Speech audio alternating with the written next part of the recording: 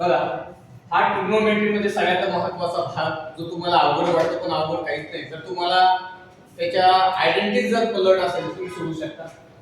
Prove that cos square theta in a bracket 1 plus tan square theta equals to 1.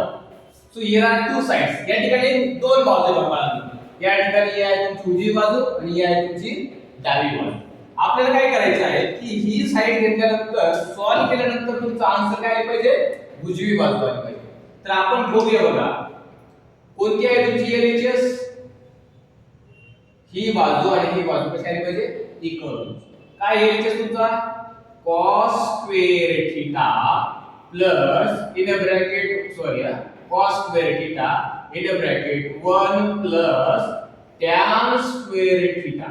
Okay, दे बघा हा LHS आहे ते cos square theta.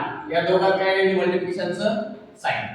1 plus tan square theta ची काय identity आहे, काय आहे 1 plus tan square theta equals to काय असतं बाळांनो, sec square theta. बरोबर.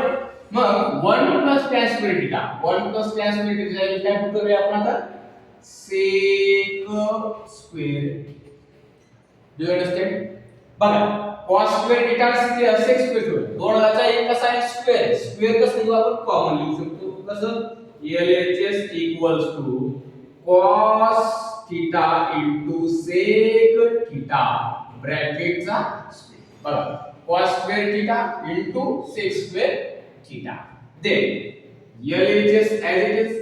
अजून एक आयडेंटिटी आपल्याला माहिती आहे काय बाळांनो, बघा cos theta into sec theta equals to 1.